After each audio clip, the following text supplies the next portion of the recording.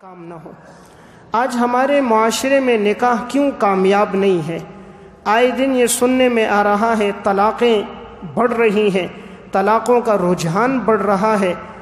آپ ہر گلی ہر علاقے میں دیکھیں یہ واقعات سننے میں آ رہے ہیں، فلاں جگہ طلاق ہو گئی، فلاں جگہ جھگڑے ہو رہے ہیں، ساس بہو کا جھگڑا ہے، میاں بیوی کا جھگڑا ہے، گھر کے اندر جھگڑے ہیں۔ اس کی بنیادی وجہ کیا ہے؟ جب تک نکاح شریعت کے مطابق ہوتے تھے، سادگی کے ساتھ، بغیر موسیقی کے، بغیر بے پردگی کے، تو نکاحوں میں برکت تھی۔ جب سے مسلمان نے نکاحوں میں موسیقی کو لایا، اللہ اور اس کے رسول کے ارشادات کو ٹھکرایا، بے پردگی کو عام کیا، اور نکاح اور شادی کے اندر فضول خرچی زیادہ کر دی، لوگوں کو دکھلاوے کے لیے لاکھوں روپے لگا دیا، آتش بازی عام ہو گئی، گھروں کا سجانا، باراتیوں کا آنا، مہندی کی رسم کا ہونا، جب یہ ساری چیزیں خلاف شرع بڑھتی گئیں تو اللہ تعالیٰ نے نکاح کا جو مقصد تھا سکون، وہ میاں بیوی سے لے لیا۔ اس لیے آج نکاح ہو رہے ہیں، سکون نہیں مل رہا، شادیاں ہو رہی ہیں، چند مہینوں کے بعد گھر اجڑ جاتے ہیں۔ تو میں ایسے چند واقعات عرض کروں گا کہ یہ سارے ہمارے معاشرے کے واقعات ہیں، کہ یہ وہ واقعات ہیں کہ جنہوں نے شادیوں میں اللہ رسول کے حکموں کو ٹھکرایا، موسیقی بے پردگی کو عام کیا، فضول خرچی کو عام کیا، غیروں کی رسموں کو اپنایا، تو اللہ نے دنیا میں ان کو کیا سزا دی۔ اردو کی ایک کتاب ہے مکافات عمل، اس میں انہوں نے دور حاضر کے واقعات لکھے ہیں کہ جن شادیوں میں غیر اسلامی رسم و رواج رہے تو اللہ نے ان کی کیا سزا دی۔ قرآن کریم نے ایک اصول بتایا ہے، وَمَن يَعْمَلْ سُوءًا يُجْزَ بِهِ، انسان جو عمل کرے گا اسے اس کے عمل کا بدلہ دیا جائے گا۔ نیکی کا عمل کرے گا تب بھی بدلہ ملے گا، برائی کا عمل کرے گا تب بھی بدلہ ملے گا۔ من عمل صالحا من ذکر او انثى وهو مؤمن فلنحيينه حیاتا طیبہ، اگر تم نیکی میں زندگی گزارو گے تب بھی ہمیں تمہیں خوشگوار زندگی دیں گے، وَلَنَجْزِيَنَّهُمْ أَجْرَهُمْ بِأَحْسَنِ مَا كَانُوا يَعْمَلُونَ، اور ہم تمہیں بہترین بدلہ دیں گے۔ اور اگر کوئی گناہ کی زندگی پہ چلے گا، نافرمانی پہ، تو اللہ کہتا ہے ہم اس کو بھی بدلہ دیں گے۔ تو جنہوں نے غیر رسمی چیزیں، غیر شرعی چیزیں اپنی شادیوں میں رکھیں تو کیا سزا ملی؟ انہوں نے اس کتاب میں ایک واقعہ لکھا، یہ ڈاکٹر عبدالعلیم کا واقعہ ہے جو لاہور کا رہائشی تھا۔ یہ وہ ڈاکٹر تھا جو سعودیہ گیا تھا، وہاں علاج کیا کرتا تھا، اور وہاں ایک معروف شہزادے کا علاج یہی کرتا تھا۔ کافی عرصے تک اس نے علاج کیا۔ علاج کے بعد جب یہ واپس لاہور آیا، جو رقم اس کے پاس جمع ہوئی تھی اس نے اس سے اپنے لیے ایک ہسپتال بنایا، وہیں پر یہ بیٹھتا تھا، علاج معالجہ کرتا تھا۔ اس کی 2 بیٹیاں اور 1 بیٹا تھا۔ جب اس کی بڑی بیٹی کی شادی ہونے لگی، اس نے رشتہ دیا تھا اپنی گھر والی کے سگے بھتیجے کو۔ اس کی جو اہلیہ تھی اس کے بھتیجے کے ساتھ نکاح ہوا تھا۔ اب جس دن شادی ہونی تھی تو انہوں نے جو شادی کی اس کے اندر تمام شریعت کے احکامات کو ٹھکرایا۔ اب شادی کے دن ترتیب یہ رکھی گئی کہ تمام لوگوں کو جو دعوت دی گئی، تو باراتیوں نے کہا تھا لاہور کا سب سے مہنگا اس وقت جو ہوٹل ہوتا تھا ہلٹن، اس میں دعوت رکھی گئی۔ اس میں دعوت تھی، تمام لوگ شرکاء شریک ہوئے، جو باراتی آئے وہ 300 سے زائد تھے۔ اور اب اس ڈاکٹر عبدالعلیم نے اپنی بیٹی کو وہاں سے رخصت کرنے کے لیے اس ہال کے اندر ہوٹل میں جو اس نے کھانے بنوائے، ڈاکٹر عبدالغنی فاروق لکھتے ہیں صرف 8 قسم کی تو اس میں میٹھے کی ڈشیں تھیں، باقی کھانوں کی ڈشوں کا نہ پوچھو، 20 قسم کے اس نے نت نئے کھانے رکھے تھے۔ اس کے بعد جب اس کی بیٹی ہال میں داخل ہونے لگی تو موسیقی عام تھی، پورے حال میں موسیقی چل رہی تھی، گانے بج رہے تھے۔ اور جب اس کی بیٹی آئی تو نیم برہنہ لباس تھا، زیب و زینت کے ساتھ آئی، اور ہر دیکھنے والے کی نگاہ اس پر تھی، کیمروں کے ذریعے اس کا استقبال اور موویاں بن رہی تھی۔ کہا بیٹی آئی، پھر اس کے بعد دوسری بیٹی گلے میں دوپٹہ ڈال کر آئی، نیم برہنہ لباس تھا، پھر اس کے بعد اس کی والدہ آئی، یہی حالت تھی۔ یہ کہتے میں نے یہ منظر دیکھا تو بہت پریشان ہوا، کہ بظاہر دیندار آدمی تھے، لیکن شادی کی تقریب میں ساری رسم خلاف شرع رکھی، موسیقی اور بے پردگی کو اتنا عام۔ کہتے ہیں یہ نکاح تو ہو گیا، رخصتی بھی ہو گئی، چند مہینے گزرے تھے، میری ان کے بعد اس ڈاکٹر سے دوبارہ ملاقات ہوئی۔ تو ڈاکٹر عبدالعلیم سے میں نے پوچھا سناؤ کیا حال احوال ہے؟ کہا کیا بتاؤں، وہ جو میں نے اپنی بیٹی کا نکاح کیا تھا اپنی بیوی کے بھتیجے کے ساتھ، 6 مہینے بھی پورے نہیں ہوئے تھے اس نے 3 طلاق دے دی، اور اب میری بیٹی گھر کے اندر ہے، کوئی رشتہ دوبارہ مانگتا نہیں ہے۔ تو پوچھا کیوں طلاق دے دی؟ کہا لڑکے نے کہا وہ مجھے اچھی نہیں لگتی، بس میں اسے رکھنا نہیں چاہتا۔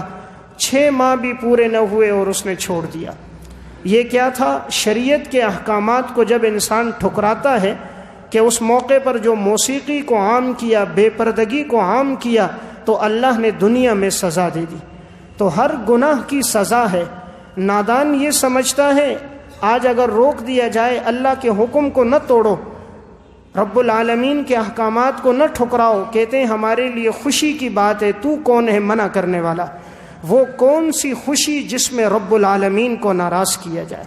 وہ کون سی خوشی جس میں امام الانبیاء کے احکامات کو ٹھکرایا جائے؟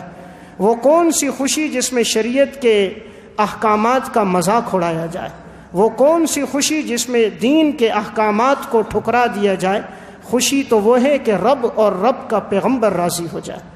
تو جو بھی اس طرح کی شادیاں ہوں جس میں غیر شرعی چیزیں آ جائیں، موسیقی، بے پردگی، آپ نتیجہ دیکھو گے چند مہینے گزریں گے، تھوڑا عرصہ گزرے گا، طلاقیں ہو جائیں گی، اور اگر نکاح ہوگا بھی میاں بیوی میں محبت نہیں ہوگی، آئے دن گھر کے اندر لڑائی جھگڑے برپا ہوں گے، اولادیں جو پیدا ہوں گی وہ فرما بردار نہیں ہوں گی، اس سے پیدا ہونے والی اولاد نافرمان ہوگی، شادی کا مقصد سکون حاصل نہیں ہوگا۔ اسی مکافات عمل میں انہوں نے ایک اور واقعہ لکھا، یہ راجپوت شہر کا تھا۔ وہاں ایک شخص کی 4 بیٹیاں اور 2 بیٹے تھے۔ اللہ نے اس کو مال اور دولت بہت دیا، تو وہ مال کے نشے میں بہت آگے بڑھ گیا۔ اپنے بڑے بیٹے کی جب شادی کرنے لگا تو اس نے اپنے علاقے کے اندر معاذ اللہ شراب کا دور کروایا، شراب منگوا کے تمام مہمانوں میں تقسیم کی، اور اس کے بعد موسیقی کے لیے چند لوگوں کو بلایا، انہوں نے موسیقی کا پروگرام کیا۔ اس کے بعد ایسی عورتیں آئی جو ناچنے کے لیے وہ آئیں، اور سب منظر میں وہ ناچ رہی تھی، ہر آنے والے کی ان پہ نگاہ تھی۔ اتنی بے حیائی کو، بے پردگی کو اس نے عام کیا، شریعت کے احکامات کو جھٹلایا۔ 4 مہینے گزرے تھے کہ اس کے بعد اس کا یہی بیٹا جس کی شادی میں اس نے اتنی رقم خرچ کی تھی شراب اور موسیقی پر، یہی بیٹا ہیرون کے نشے میں لگ گیا۔ ایسا نشے میں لگا کہ 2 مہینے کے اندر اس کی ساری جوانی ضائع ہو گئی، اور وہ بالکل چارپائی پہ آ گیا کہ اٹھنے بیٹھنے کے قابل نہ رہا۔ جو اس کی گھر والی تھی وہ اپنے ماں باپ کے ہاں چلی گئی، اور کورٹ سے اس نے خلا لے لیا کہ میں اس کے ساتھ نہیں رہ سکتی ہوں، یہ تو نشاور ہے، نشئی ہے۔ تو اس نے خلا لے لیا، اور یہ چارپائی پر محتاج ہو کے رہ گیا، نہ اٹھ سکے نہ بیٹھ سکے، ہمیشہ کے لیے لاچاری۔ اسی شخص نے جب اپنی دوسری بیٹی کا نکاح کیا، اس کے اندر بھی موسیقی، بے پردگی کو رکھا۔ نتیجہ یہ نکلا اس بیٹی کے ہاں پہلا بچہ پیدا ہوا، وہ ذہنی معذور تھا۔ دوسرا بیٹا پیدا ہوا، پولیو کا بیمار تھا، چل پھر نہیں سکتا تھا، وہ بھی ذہنی معذور تھا۔ اگلی بیٹی کا نکاح کیا، اس سے اولاد ہی کوئی پیدا نہ ہوئی۔ اللہ نے دنیا میں یہ سزا دی۔ اس لیے کبھی یہ نہ سمجھنا کہ میں رب کے حکموں کو توڑوں، میں گانے کو عام کروں، پورے علاقے میں گانے کی آواز چلے، میں موسیقی کو عام کروں، بے پردگی کو عام کروں، اور رب چھوڑ دے۔ اللہ کی قسم رب نہیں چھوڑتا۔ وَمَن يَعْمَلْ سُوءًا يُجْزَ بِهِ، یہ قرآن کا وعدہ ہے، جیسا تم عمل کرو گے ہم تمہیں بدلہ دیں گے۔ اللہ ڈھیل دے گا، 4 مہینے، 6 مہینے، 10 مہینے، سال، لیکن اللہ کی جو گرفت آئے گی وہ ایسی گرفت ہوگی پھر وہ قیامت تک یاد رکھے گا۔ آج ہم نے رب کو طاقتور نہیں سمجھا۔ رب کے احکامات کو ٹھکرانا ہو تو پاؤں کی جوتی پہ رکھ کے ٹھکرا دیتے ہیں۔ کوئی منع کرے تو اسے کہتے ہیں جا مولوی صاحب مسجد کا راستہ لے، جا مسجد کا رخ کر، تو کون ہے جو ہمیں خوشی میں منع کر رہا ہے؟ وہ خوشی کیا جس میں انسان اپنے رب کے احکامات کو چھوڑ دے۔ اللہ کی طرف سے ڈھیل ہے۔ قرآن کہتا ہے فلما نسوا ما ذکروا به فتحنا علیہم ابواب کل شیء حتی اذا فرحوا بما اوتوا اخذناهم بغتۃ۔ ہم انسان کو مال اور دولت دیتے ہیں، مال دیتے ہیں اور یہ تکبر میں پڑ جاتا ہے، ہم اس کو ڈھیل دیتے ہیں کہ اور سرکشی کر اور نافرمانی کر اور گناہ کر، پھر ہم اچانک پکڑتے ہیں۔ ان بطش ربک لشدید، پھر تیرے رب کی پکڑ بہت سخت ہوتی ہے۔ وَأُمْلِي لَهُمْ إِنَّ كَيْدِي مَتِينٌ، پھر تیرے رب کی گرفت بہت سخت ہوتی ہے اور اس سے کوئی چھڑا نہیں سکتا۔ اس لیے آپ ارد گرد کے ماحول میں دیکھو، جنہوں نے شادیوں کے موقع پر غیر شرعی رسموں کو رکھا، اللہ کے احکامات کو توڑا، آپ دیکھو وہ شادیاں کبھی پائیدار نہیں ہوئیں، میاں بیوی میں کبھی محبت نہ ہوئی، اولادیں کبھی فرما بردار نہ ہوئی، اس کے آنے سے گھر میں کبھی سکون نہ ملا، آئے دن بیماریاں پریشانیاں بڑھ گئیں۔ اسی مکافات عمل میں انہوں نے واقعہ لکھا، ایک شخص تھا جس کا نام تھا قمر بھٹی، یہ شخص ملتان کا رہائشی تھا، اور جب اس کی شادی کا وقت آیا تو انہوں نے ڈاکٹر عبدالغنی کو بھی دعوت دی۔ یہ کہتے ہیں میں وہاں پر گیا، ولیمے کا پروگرام عشاء کے بعد تھا، میں عشاء سے پہلے پہنچا تو دیکھا حال میں کوئی نہیں تھا۔ کہتے ہیں میں چلا گیا قریب کی مسجد میں نماز پڑھی، نماز پڑھ کے آیا تو دیکھا اب تک حال میں کوئی نہیں۔ 11 بجے کے بعد مہمانوں کی آمد ہوئی، جیسے ہی تمام مہمان آ گئے، اب میزبان نے یہ کیا کہ لائٹوں کو کم کر دیا اور اسٹیج پر ناچنے والی لڑکیوں کو لایا کہ وہ ناچ رہی تھی۔ پورے حال کے اندر موسیقی کو عام کر دیا گیا، 1 گھنٹے تک یہ موسیقی چلتی رہی، ناچ چلتا رہا۔ وہ کہتے ہیں میں تو اٹھ کر واپس گھر آ گیا کہ میں ایسی دعوت میں شرکت نہیں کرتا جہاں موسیقی ہو۔ کہتے میں تو آ گیا، لیکن 1 سے 1.5 ماہ گزرے تھے، میری اس سے ملاقات ہوئی۔ میں نے پوچھا بتاؤ تمہاری شادی ہوئی، گھر والی کو کیسا پایا؟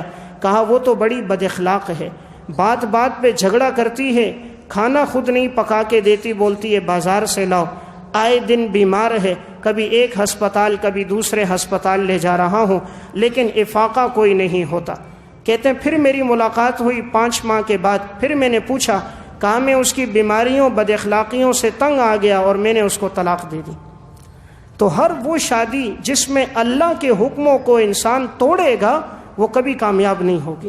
یہ دل کی تختی پہ لکھ دیں، جس جگہ رب کا حکم ٹوٹے گا، جس جگہ امام الانبیاء کے ارشادات ٹوٹیں گے، جہاں شریعت کے حکموں کو انسان ٹھکرائے گا، وہ سکون نہیں پا سکتا، وہ اطمینان نہیں پا سکتا، وہ گھر میں راحت نہیں پا سکتا، وہ فرما بردار بیوی کو نہیں پا سکتا، وہ اولاد کو اطاعت گزار نہیں پا سکتا۔ دل تو رب کے قبضے میں ہے، دل تو رب کے قبضے میں ہے، رب پھیرتا ہے۔ جب نافرمانی ہوتی ہے وہ دلوں کو پلٹ دیتا ہے، فرما برداری ہوتی ہے وہ دلوں کو پلٹ دیتا ہے، اطاعت پہ لگا دیتا ہے۔ اسی میں انہوں نے ایک اور واقعہ لکھا کہ ایک شخص تھا جس کا نام تھا چودھری محمد کبیر، پنجاب کے علاقے کا، لکھا کہ بہت مالدار تھا، بڑی زمینیں تھیں۔ اس کے بیٹے کی جب شادی کا وقت آیا تو اس نے 3 دن تک موسیقی کو عام کیا، اور موسیقی کے ساتھ ساتھ بے پردگی بھی چلتی رہی، اور اس چودھری محمد کبیر نے آتش بازی 3 دن تک چلی، صبح و شام پٹاخے بجتے، آتش بازی ہوتی، لوگ نہ دن کو آرام کر سکتے نہ رات کو آرام کر سکتے۔ کوئی منع کرتا جی نہ کرو، گھروں کے اندر بیمار موجود ہیں، معذور موجود ہیں، بچوں کی نیند کا وقت ہے، مزدور ہیں آرام کر رہے ہیں، لیکن یہ ہر ایک سے یہ کہتا ہماری خوشی ہے۔ 3 دن تک اس نے رب کے احکامات کو توڑا۔ اب اللہ نے کیا سزا دی؟ 5 سے 6 مہینے گزرے تھے، 6 مہینے سے زیادہ وقت نہیں گزرا، گھر کے اندر استری لگائی ہوئی تھی اور استری جل رہی تھی، انہیں معلوم نہیں تھا۔ وہ استری کسی کپڑے پر تھی تو وہ کپڑا جل گیا، اور یہ دوسرے کمرے میں تھے، اچانک آگ تیز بھڑک اٹھی، گھر کے اندر جو بہو کا ساز و سامان تھا وہ بھی جل گیا، دوسرے کمرے کا سامان وہ بھی جل گیا، جتنی نقدی رقم رکھی ہوئی تھی 10 لاکھ سے زیادہ روپے جل کے ختم ہو گئے۔ اللہ سزا دیتا ہے، یہ تو اللہ کی طرف سے ہمارے لیے حضور کی دعائیں تھیں کہ اللہ ہمیں خنزیر اور بندر نہیں بناتا، ورنہ اگر انسان آج رب کی نافرمانی کرتا تو اللہ تعالیٰ یہ سزا بھی دے دیتا۔ یہ تو امام الانبیاء کی دعائیں تھیں کہ اللہ تعالیٰ نے ہمیں یہ سزا نہیں دی۔ قرآن کریم سورہ نور میں اللہ فرماتے ہیں ان الذین یحبون ان تشیع الفاحشہ، اگر تم لوگ زمین میں بے حیائی پھیلاؤ گے، اگر تم لوگ زمین میں بے حیائی پھیلاؤ گے، عذاب علیم فی الدنیا والآخرہ، ہم دنیا میں بھی تمہیں عذاب دیں گے، ہم آخرت میں بھی تمہیں عذاب دیں گے۔ ان الذین یحبون ان تشیع الفاحشہ فی الذین آمنوا لہم عذاب علیم فی الدنیا والآخرہ، اللہ نے دنیا کا ذکر پہلے کیا ہے، آخرت کا ذکر بعد میں کیا ہے۔ نادان کہتا ہے مریں گے دیکھیں گے، مریں گے دیکھیں گے دور کی بات، دنیا سے اللہ سزا دے گا۔ اللہ نے دنیا کا لفظ پہلے ذکر کیا ہے، عذاب علیم فی الدنیا۔ اس لیے ہر وہ نکاح، ہر وہ شادی جہاں شریعت کے احکامات کو توڑا جائے وہ کبھی پائیدار نہیں ہوتی، کبھی اس میں سکون اور اطمینان نہیں آتا۔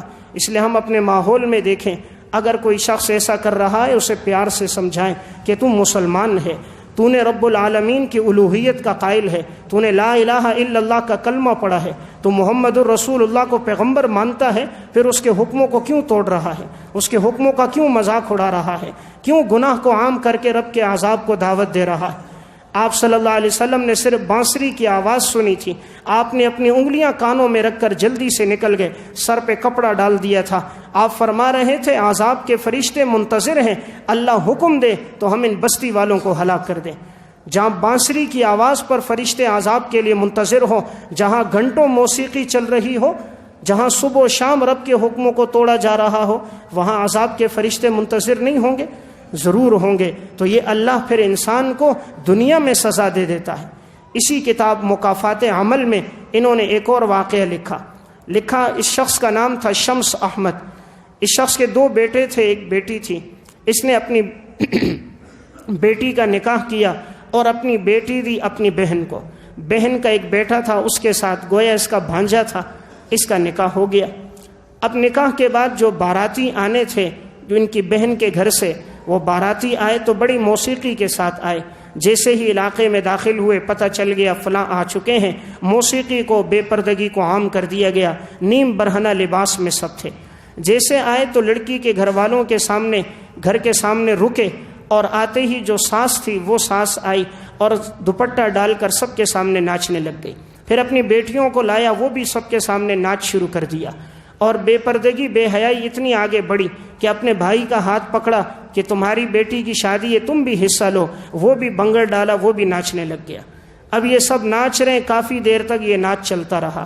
شادی ہو گئی، چند مہینے گزرے تھے، اس کے بعد کسی کی اس شخص سے ملاقات ہوئی، سناؤ کیا ہوا؟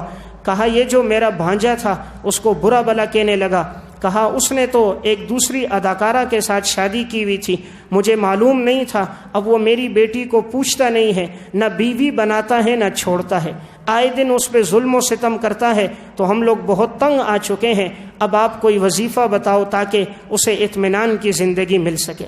تو رب کے احکامات کو چھوڑا تو اسی لڑکے کے دل میں اس کی نفرت آئی، اس نے دوسری شادی کی، نہ اسے زندگی دے رہا ہے، نہ خرچہ دے رہا ہے، اور نہ ہی اس کی ضرورتوں کو پورا کر رہا ہے، اور نہ چھوڑ رہا ہے۔ یہ وہ زندگی ہوتی ہے لا یموت ولا یحیا، نہ آدمی زندہ رہتا ہے نہ مرتا ہے، جیسے اللہ نے جہنمیوں کے بارے میں کہا۔ اس لیے جو بھی شادی رب کے حکم کو توڑ کر ہوگی وہ پائیدار نہیں ہوگی، اس میں سکون نہیں آئے گا۔ چند دن تو واہ واہ ہو جائے گی، لوگ کہہ دیں گے ہاں بہت اچھا ہوا، بہت موسیقی چلی، لیکن نتیجہ بعد میں نظر آئے گا، اس سے سکون کبھی نہیں ملے گا۔ اللہ کے ہاں اندھیر نگری نہیں ہے کہ ایک سادگی سے نکاح کرے اور ایک موسیقی سے نکاح کرے، دونوں برابر ہو جائیں۔ اللہ کے ہاں اندھیرے والا نظام نہیں ہے، ایک شریعت پہ چل کر اس طرح نکاح کرے کہ کوئی آواز بھی باہر نہ آئے، ایک گھر کے چھت پر ٹیپ رکھ کر 2 دن چلائے، کیا یہ دونوں اللہ کے ہاں برابر ہو جائیں گے؟ ایک تقوی کی زندگی پہ چلے، ایک موسیقی کی زندگی پہ چلے، کیا یہ برابر ہو جائیں گے؟ ایک ساری زندگی حلال پہ چلے، ایک رشوت اور سود پہ چلے، کیا یہ اللہ کے ہاں برابر ہو جائیں گے؟ ایک پرہیزگاری اور تقوی میں رہے، ایک فساق فجار کے ساتھ اٹھنا بیٹھنا کرے، کیا یہ برابر ہو جائیں گے؟ ایک زندگی گھر والوں کو پردے میں رہ کر گزارے، ایک بے پردگی پہ اپنے ساتھ بٹھا کر نیم برہنہ لباس پہنا کر بازاروں میں گھمائے، کیا یہ برابر ہو جائیں گے؟ ایک گھر کے اندر گانے کو عام کرے، ایک کے گھر سے قرآن کی تلاوت کی آواز آئے، کیا یہ برابر ہو جائیں گے؟ ایک کا لباس سنت کے مطابق ہو، ایک انگریز کا لباس پہنے، کیا یہ برابر ہو جائیں گے؟ ایک نبی کی سنتوں پر عمل کرے اور دوسرا کہے سنت ہی تو ہے، نہ عمل کیا تو کیا حرج کی بات، کیا یہ برابر ہو جائیں گے؟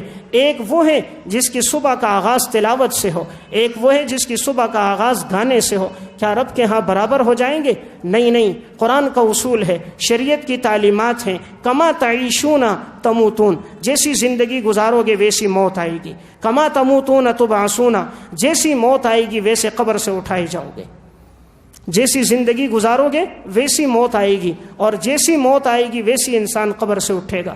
اس لیے ہم مسلمان ہیں، اللہ رسول کے احکامات جب بھی سامنے آئیں، خوشی ہو یا غم، ہم نے رب کو راضی کرنا ہے۔ مخلوق ناراض ہوتی ہے 100 دفعہ ناراض ہو جائے، خاندان ناراض ہوتا ہے ناراض ہو جائے، اللہ ناراض نہ ہو۔ جس سے اللہ راضی ہے اس سے سب راضی ہیں، دل اللہ کے قبضے میں ہے۔ جو مخلوق کو راضی کرنا چاہتا ہے یہ کبھی راضی نہیں ہو سکتی، اس لیے کہ مخلوق رب کے ہاتھ میں ہے۔ تم جتنی کوشش کرو گے وہ ناراض ہوں گے، رب کو راضی کرو گے وہ لوگوں کے دلوں میں محبت ڈال دے گا۔ اس لیے حضرت عائشہ رضی اللہ تعالیٰ عنہ نے حضرت امیر معاویہ رضی اللہ تعالیٰ عنہ کو نصیحت کی تھی، اللہ کو راضی کرنا، مخلوق کے پیچھے نہ پڑنا، اللہ کائنات کو کے دلوں میں تمہاری محبت ڈال دے گا، اور اگر تم مخلوق کے راضی کرنے کے پیچھے پڑ گئے اللہ کا تعلق تم سے ٹوٹ جائے گا۔ اس لیے میں گزارش عرض کر رہا تھا، خوشی کے مواقع ہوں یا غم کے مواقع ہوں، ہمیں اس بات کی کوشش کرنی چاہیے اللہ کا کوئی حکم ہم سے نہ ٹوٹے۔ ہماری اسی مسجد کے ایک نمازی ہیں، سلمان بھائی نام ہے، انہوں نے مجھے اپنے علاقے کا واقعہ سنایا۔ انہوں نے کہا ہمارے علاقے کے اندر بھی اسی طرح شادی تھی، اور شادی کے موقع پر بے حیائی بھی بڑھتی رہی، موسیقی بھی چلتی رہی۔ اس سے بڑھ کر اس شخص نے یہ کیا کہ ایک رائفل لی، اور رائفل کے سامنے جب گولی مارتا تھا تو نوٹ رکھتا تھا، کبھی 100 روپے کا نوٹ رکھ کے گولی چلاتا، کبھی 500 کا نوٹ رکھتا گولی چلاتا، کبھی 1000 کا نوٹ رکھتا گولی چلاتا کہ میرے بیٹے کی شادی ہے۔ بے حیائی اپنی جگہ، بے پردگی اور موسیقی ادھر چل رہی ہے، اور ادھر یہ رائفل پر پیسے رکھ کر گولیاں چلا رہا۔ شریعت کے احکامات کو توڑا۔ 7 دن نہیں گزرے تھے، ہفتہ بھی نہیں گزرا، نوجوان بیٹا، سمجھدار بیٹا کہ جس کے اندر گویا اس کی روح پڑی تھی، اسے دیکھ کر خوش ہوتا تھا، یہ بیٹا صبح کے وقت اٹھا، بس گیا ایک کنویں کے پاس گیا، کوئی بات نہیں تھی، کنویں میں چھلانگ لگائی اور مر گیا۔ تلاش کرتے رہے بیٹا کہاں ہے، کوئی نہ ملا۔ آخر کار دیکھا تو ایک جگہ جوتیاں پڑی تھیں، تو دیکھا شاید کہیں کنویں میں ہوگا، تو اندر کسی کو اتارا گیا، نکالا گیا تو دیکھا بیٹے کی لاش تھی۔ پھر یہ شخص توبہ طائب تو ہوا، لیکن اب کیا ہونا تھا؟ اللہ سزا دیتا ہے، اللہ کے ہاں اندھیر نگری نہیں ہے، یہ یاد رکھ لینا، اللہ کے ہاں اندھیر نگری نہیں ہے، اللہ کے ہاں انصاف ہے، اللہ عادل ہے، جیسی زندگی ہوگی اللہ ویسا بدلہ دے گا، اطاعت پر بھی بدلہ دے گا، گناہ پر بھی سزا دے گا۔ اللہ نے اس سے پہلے لوگوں کے واقعات ہمیں سنائے، اللہ نے ان کو سزائیں دیں۔ قوم عاد اور قوم سمود تھے جن کے قد 60 فٹ لمبے ہوا کرتے تھے، 300 سال کی عمر میں وہ لوگ بالغ ہوتے تھے، پہاڑوں کو تراش کر انہوں نے گھر بنائے تھے۔ وہ کہتے تھے ہم پر کون سا عذاب آئے گا؟ اللہ نے تیز ہوا کو بھیجا، وہ ہوا تیزی سے آئی اور ان کے مکانات کے اندر ہوا گھسی، جتنے لوگ تھے مکانات سے ہوا کے دباؤ سے نکلے، ہواؤں میں اڑے، سر ٹکرائے اور ٹکرا کے مر گئے۔ اللہ کہتا ہے فَهَلْ تَرَى لَهُم مِّن بَاقِيَةٍ، کوئی باقی بچا ہے؟ بتاؤ تو صحیح، کسی ایک کا نام بتاؤ جو باقی بچا ہو۔ ان کے قد اس طرح تھے جس طرح کھجور کے تنے ہوں، 60 ہاتھ ان کا قد ہوتا تھا۔ میرے اور آپ کا کیا قد؟ 5 اور 6 فٹ۔ 6 فٹ کا انسان رب کی نافرمانی کر رہا ہے، اس رب کی جو کائنات کا بنانے والا، لیکن رب بھی کتنا برداشت کرنے والا ہے، وہ فوراً سزا نہیں دیتا۔ آج ہمارا نوکر ہماری ایک دن بات نہ مانے، دوسرے دن نہ مانے، تیسرے دن نہ مانے، نوکری سے نکال دیتے ہیں، گراہک کو اٹینڈ نہ کرے، ماں بہن کی گالیاں دے دیتے ہیں۔ رب دیکھ رہا ہے، صبح بھی نافرمانی کر رہا ہے، شام بھی نافرمانی کر رہا ہے۔ سب سے زیادہ اللہ تعالیٰ جس چیز سے ناراض ہوتے ہیں وہ گانے کی آواز ہے۔ اللہ حیا والا ہے، اللہ بےغیرتی کو پسند نہیں کرتا، اس لیے اللہ نے قوم لوط کو 4 عذاب دیے۔ اس قوم کے اندر بے حیائی کا گناہ تھا، اس قوم کے اندر فحاشی کا گناہ تھا۔ فجعلنا عالیہا سافلہا وامطرنا علیہا حجارۃ من سجیل منضود، ہم نے کہا زمین کو اٹھاؤ، جبرائیل زمین کو اٹھائے، آسمان تک لے کر گئے، اوپر سے نیچے پٹک دیا، پتھروں کی بارش کر دی، اسرافیل نے سور پھونکے، جو لوگ تھے سب کے کلیجے پھٹ گئے۔ اتنی سخت سزا اللہ نے کسی قوم کو نہیں دی جو اللہ نے قوم لوط کو دی ہے۔ اس لیے خوشی ہو یا غم، ہم مسلمان ہیں، اللہ رسول کے احکامات پہ چلیں گے تو ہماری خوشیوں میں برکتیں ہوں گی، شادی کا مقصد سکون حاصل ہوگا۔ اور اگر رب کی نافرمانی ہوگی، چند سال چند مہینے گزریں گے، گھر اجڑ جائیں گے، اطمینان اور سکون نہیں ملے گا، بیویاں اور بچے نافرمان ہو جائیں گے۔ اللہ کو راضی کرنا مقصد بنائیں، اللہ مخلوق کے دلوں میں محبت ڈال دے گا۔ اللہ مجھے اور آپ کو عمل کی توفیق دے۔